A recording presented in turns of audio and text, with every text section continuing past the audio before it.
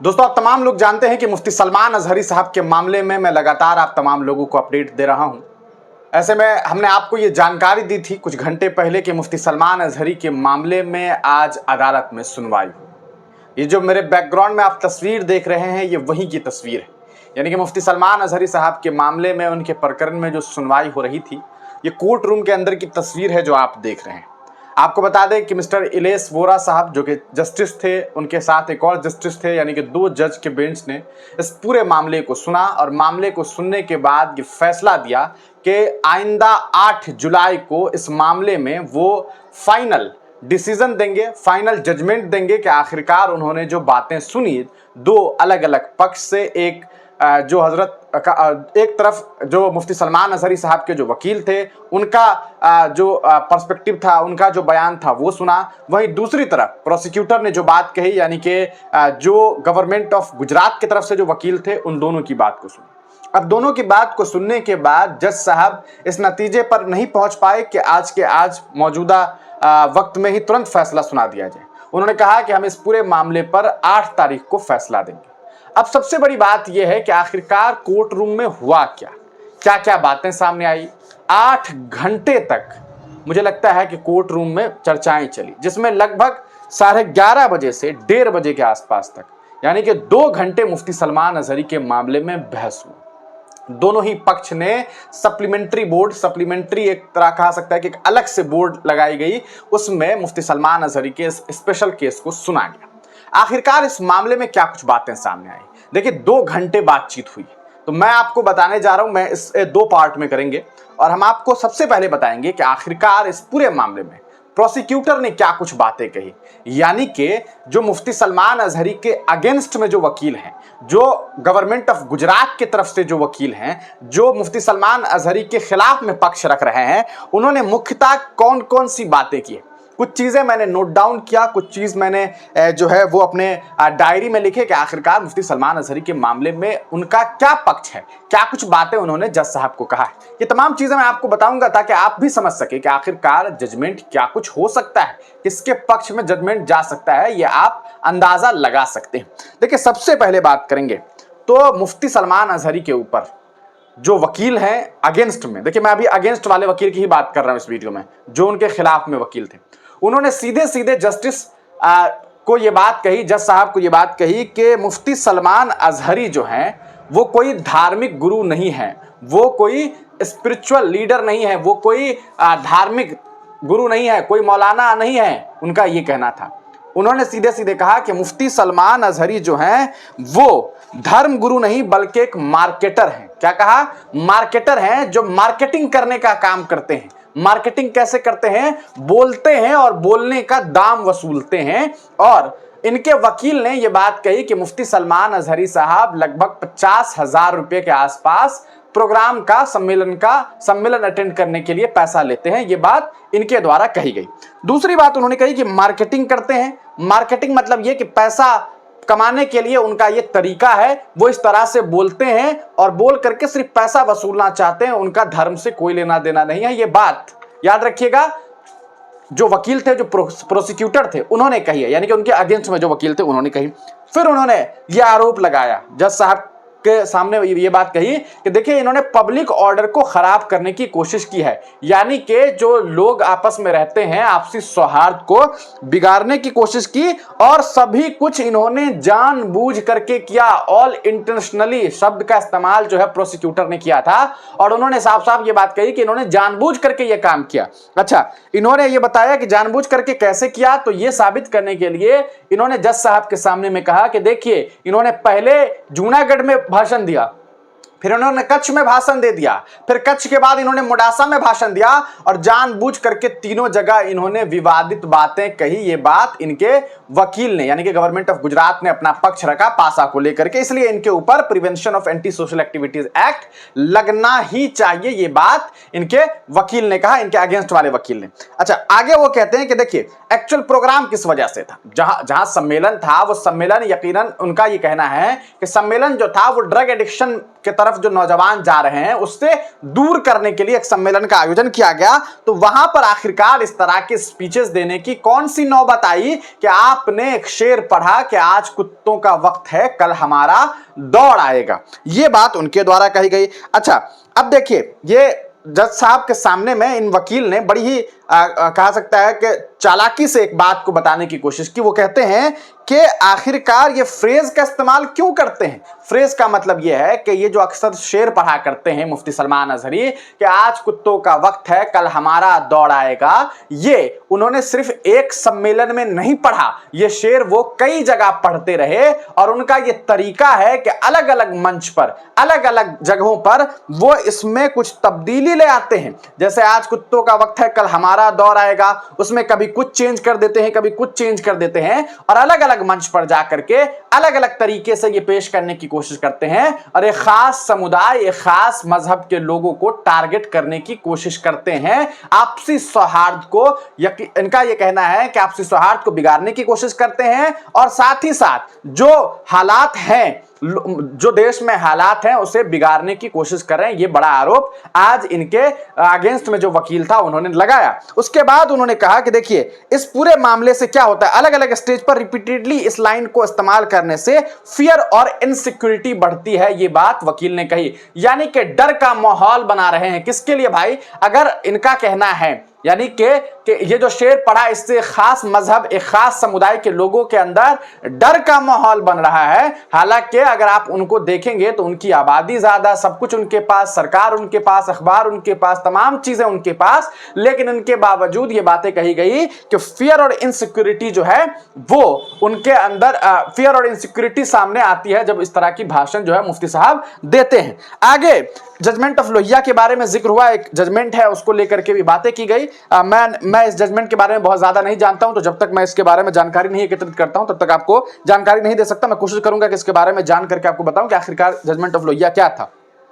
देखिए आगे उन्होंने क्या कहा, इनके जो अगेंस्ट में वकील थे वो कहते हैं कि targeted majority community, minority community. उनका ये कहना है कि सिर्फ मेजॉरिटी को नहीं बल्कि माइनॉरिटी कम्युनिटी को भी टारगेट करने का काम मुफ्ती सलमान अजहरी करते हैं। यानी कि उनके ऊपर आरोप लगाया गया कि न सिर्फ हिंदू समुदाय, क्योंकि मेजॉरिटी में तो सिर्फ हिंदू समुदाय है देश में, तो न सिर्फ हिंदू समुदाय को बल्कि इसके अलावा कुछ अन्य समुदाय जो इस देश में माइनॉरिटी में आते हैं, जैसे सिख ईसाई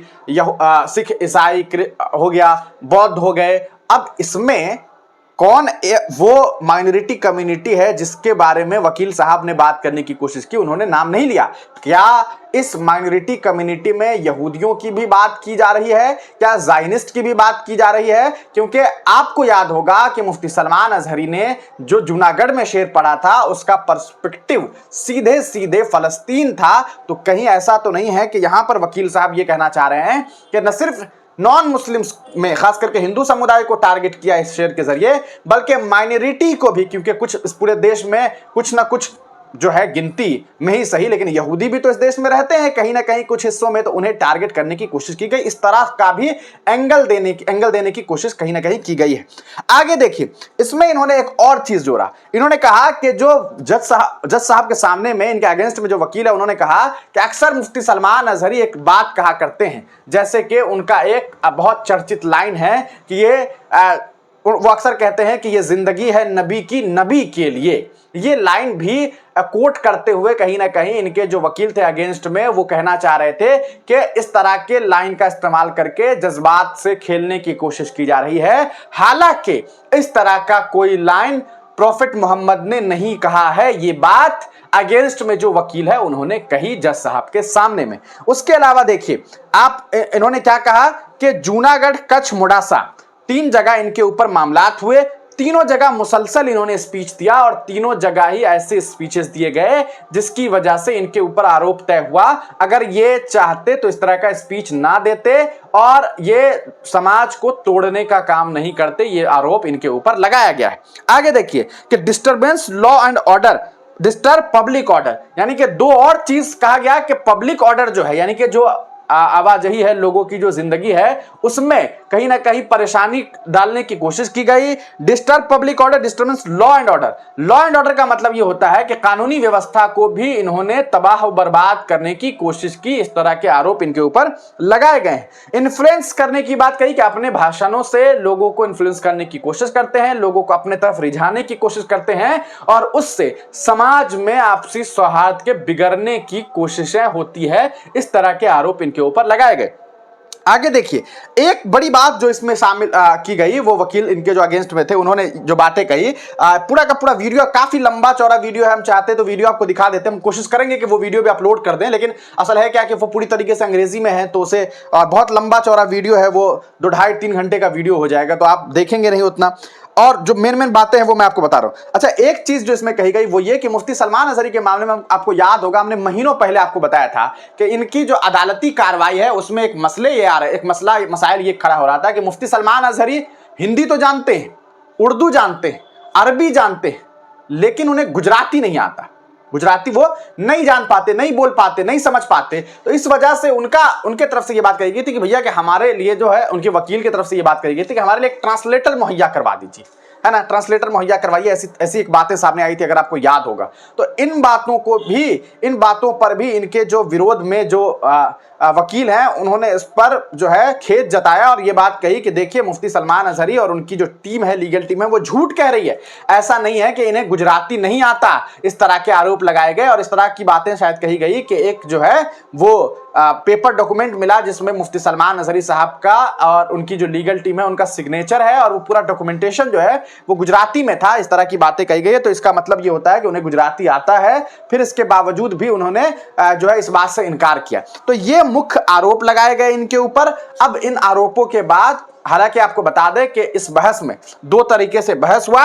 एक तरफ मुफ्ती सलमान अजहरी के वकील थे जिनकी लीगल टीम थी, यहां पर 3 लोग दिखाई दिए, जिसमें एक फीमेल थी, 2 मेल थे और एक जो लीगल टीम थी उस तरफ जो प्रोसिक्यूटर थे, यानी कि जो आपको मुफ्ती सलमान अजहरी के विरुद्ध में खड़े थे, जो मुफ्ती सलमान अजहरी के अगेंस्ट में थे। तो पहली जो दलील थी, इन्हें सुनने वाले 2 जज थे और दोनों ही जज इस मामले को सुन रहे थे। तो इस मामले में यह देखने को मिला कि इनके जो वकील थे, सबसे पहले इन लोगों ने अपनी बात रखी और मुझे लगता है कि लगभग 40 मिनट के आसपास जो है इन लोगों ने अपनी बात रखी थी। उसके अलावा इन्होंने फिर उसके बाद जो अगेंस्ट में जो थे, इन्होंने भी लगभग 1 घंटा तक जो है वो बोला और उसके बाद जो जज साहब है उन्होंने ये फैसला दिया कि हम 8 तारीख को, यानी कि 8 जुलाई को इस मामले में फैसला सुनाएंगे। तो ये पूरा का पूरा मामला जो है इनके अगेंस्ट में जो वकील थे उन्होंने कही है। अब ये पूरी बात हमने आपको बता दी। वीडियो बहुत ज्यादा लंबी हो जाएगी अगर मैं आगे आपको ऐड करूं कि अब इनके वकील ने क्या क्या दलीलें दी, यानी कि मुफ्ती सलमान अजहरी के वकील ने भी तो अपनी बात रखी, अपना पक्ष रखा। वो क्या पक्ष रहा, क्या क्या बातें हुई, वो हम आगे आपको बताने वाले हैं। तब तक आप हमें कमेंट सेक्शन में ये बताइए कि क्या आपको लगता है कि इतने सारे आरोप जो लगाए गए कि वो धर्मगुरु नहीं है, मार्केटर हैं, पैसा कमाने के लिए इस तरह का काम कर रहे हैं, वो जो कहते हैं कि ये जिंदगी है नबी के लिए, इस तरह की जो बातें कही जा रही है वो अगेंस्ट ऑफ इस्लामिक लॉ है, इस तरह की बातें, यानी कि दलील जो दी गई इनके तरफ से, वो मुफ्ती सलमान अजहरी के अगेंस्ट में जो वकील थे वो उन्होंने इस तरह की बातें कही है। उसके अलावा बहुत सारे आरोप जो लगाए गए कि इनके ऊपर पासा लगना चाहिए, वो जानबूझ करके पब्लिक ऑर्डर को खराब करने की कोशिश करते हैं, लॉ एंड ऑर्डर को बर्बाद करने की कोशिश करते हैं। इसके अलावा जो फ्रेज का इस्तेमाल उन्होंने किया, आज जो शेर उन्होंने राहत इंदौरी के शेर में जो तब्दीली करके वो बार बार पढ़ते हैं, वो जानबूझ करके माहौल को खराब करने के लिए पढ़ते हैं। ये तरह तरह के आरोप लगाए गए। क्या आपको लगता है कि ये आरोप वाकई सच है, इनमें कोई सच्चाई है? अपनी राय कमेंट सेक्शन में जरूर दीजिएगा। आगे हम आपको बताएंगे कि आखिरकार इनके वकील ने क्या कुछ पक्ष रखा और उसके बाद ये भी बताएंगे कि दोनों में से कौन मजबूत दिखाई दे रहा है। आप तमाम लोगों से तब तक इजाजत चाहेंगे और आपसे एक छोटी सी अपील है, हमारे फेसबुक पेज हिंदुस्तानी मीडिया ऑफिशियल को जरूर फॉलो कर लीजिए, जरूर लाइक कर लीजिए, उस पेज को जरूर अपने दोस्तों के साथ साझा कर दीजिए। उस फेसबुक पेज पे मुश्किल से भी 1800 के आसपास फॉलोअर है। आप तमाम लोगों से हमारी अपील है, क्योंकि हमारा एक फेसबुक पेज था, पहले से 94-95 हज़ार फॉलोअर था, उस पेज को पूरी तरीके से बर्बाद कर दिया गया। ना उसमें मोनेटाइजेशन, ना कोई फायदा, ना ही और न सिर्फ पैसे की बात है। बात यह है कि हम जो मेहनत करते हैं, हम जो वीडियो बनाते हैं, वो वीडियो अगर लोगों तक पहुंचे ही नहीं हमारी बात लोगों तक ना पहुंच पाए तो इतना मेहनत करने का क्या फ़ायदा। हम सुबह से शाम तक, शाम से देर रात तक इसी में लगे हुए रहते हैं, लगातार अपडेट पर अपडेट हर एक मुद्दे पर आपको पहुंचाने की कोशिश कर रहे हैं। तो हमारी मेहनतों को कोशिश करिए कि आप तमाम लोग साझा कीजिए, लोगों तक पहुंच सके, ताकि हमें लगे कि हम जो मेहनत कर रहे हैं, हम जो काम कर रहे हैं, वो लोगों तक बातें हमारी पहुंच रही है। आप तमाम लोगों से हमारी गुजारिश है, इस वीडियो को जरूर शेयर कर दीजिएगा, फेसबुक पेज को जरूर फॉलो कर लीजिएगा। तब तक के लिए दीजिए इजाजत। चैनल पर नए हैं तो चैनल को सब्सक्राइब करना बिल्कुल ना भूलें।